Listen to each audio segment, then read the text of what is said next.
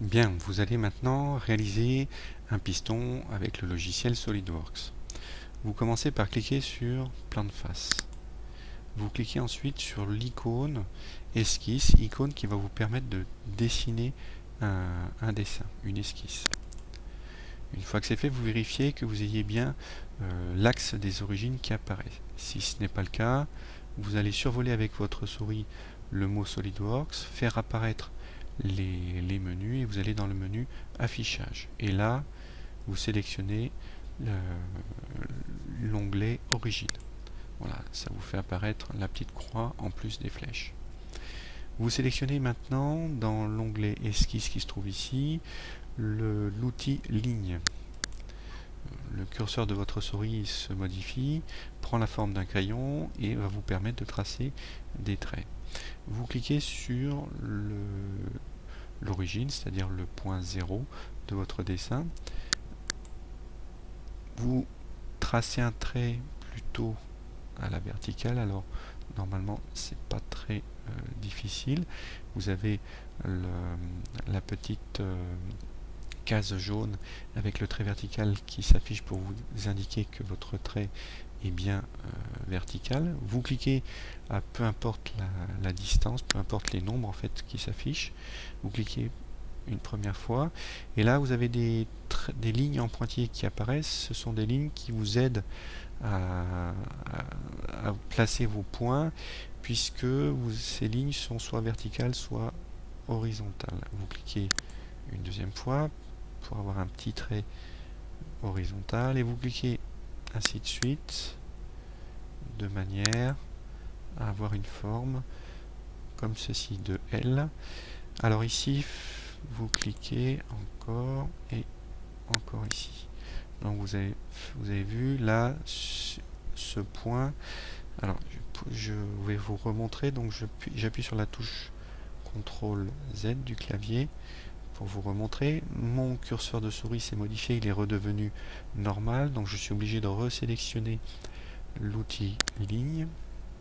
Je reprends au niveau de ce point et voilà, j'ai la ligne verticale qui est apparue. Alors là, l'outil ligne s'est transformé, c'est devenu un arc de cercle. Alors si ça se produit trop, il faut l'en empêcher.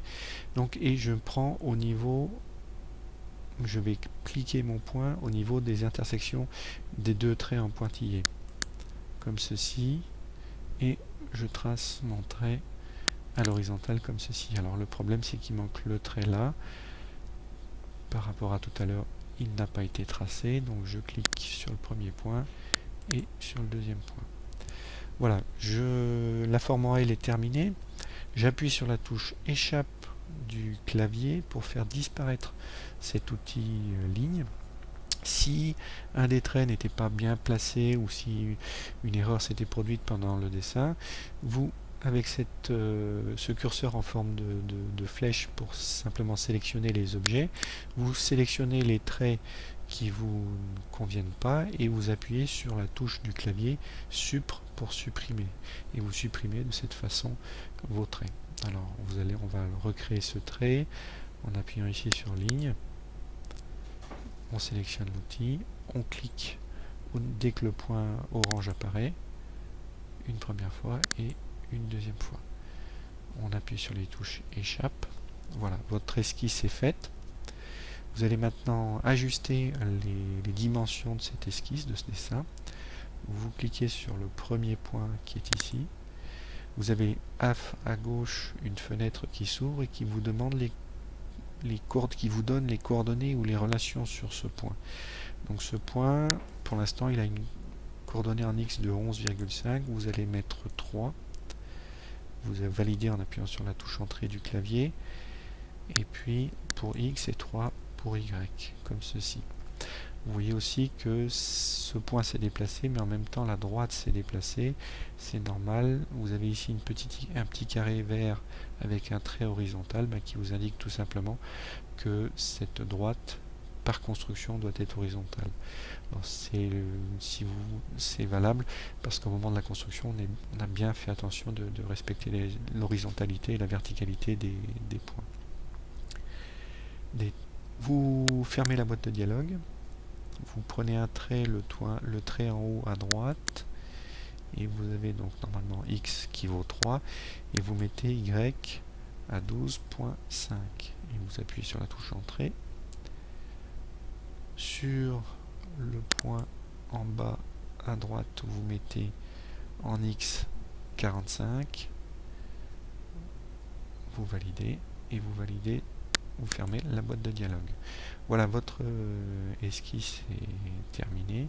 Vous quittez l'esquisse en cliquant sur l'icône qui est ici. Donc vous n'êtes plus du tout dans le menu esquisse. Alors pour agrandir votre pièce, vous allez ici faire un zoom au mieux. Vous pouvez, en tournant la molette, agrandir ou rapetisser votre pièce, comme ceci. Vous avez normalement l'esquisse qui a dû être sélectionnée. Si elle ne l'est pas, vous cliquez dessus.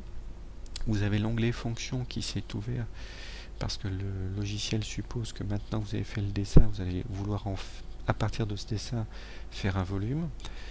Vous allez donc sur l'onglet Bossage basse avec révolution, vous cliquez et l'ordinateur va chercher à faire un volume à partir de ce dessin en forme de L. Alors là, il vous propose une révolution de 360 degrés. Vous ne cliquez rien.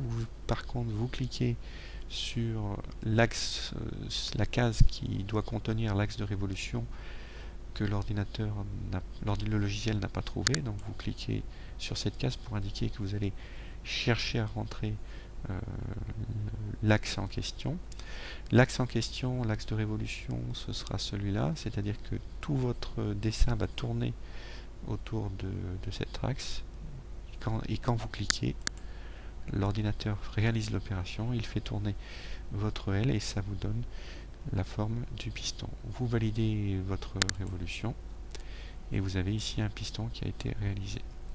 Alors pour faire tourner le piston dans l'espace, j'appuie sur la molette et je déplace la souris. Voilà, alors j'ai par contre une position qui n'est pas très pratique pour la suite de l'exercice. Donc vous allez sur l'onglet Orientation de la vue, vous cliquez, vous sélectionnez Face et l'ordinateur tourne votre pièce.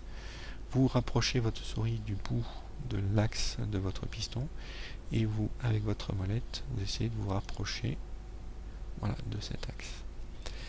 Vous allez maintenant sur le plan de face, donc on sélectionne une surface, on valide l'onglet esquisse pour dire que l'on veut faire un dessin. Vous allez sélectionner l'outil cercle et vous allez vous placer à peu près ici. Alors un axe en pointillé apparaît parce que cet axe est relié à l'origine de votre dessin. Vous cliquez pour marquer le centre du cercle et vous écartez votre souris pour faire apparaître un cercle quelconque diamètre et de centre quelconque. Vous avez toujours l'outil cercle qui est sur votre souris, sur votre curseur de souris. Vous appuyez sur la touche échappe pour le faire disparaître. Vous resélectionnez votre cercle et vous allez modifier les paramètres. Donc le rayon, vous allez mettre 0.5. La valeur en X, vous allez mettre 43 mm. Vous cliquez pour valider tous ces paramètres et vous cliquez pour fermer la boîte de dialogue. Votre cercle est terminé, votre esquisse est faite. Vous quittez le menu esquisse.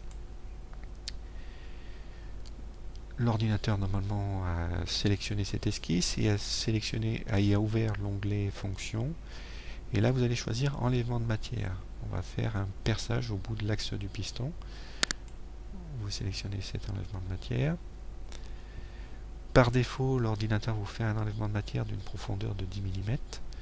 Alors si vous prenez, vous cliquez sur la molette de votre souris, si vous déplacez votre molette, vous devez voir où se situe ce perçage. Et vous apercevez que l'ordinateur va faire un trou dans votre axe, dans votre pièce, mais il va le faire un trou à partir du plan de face.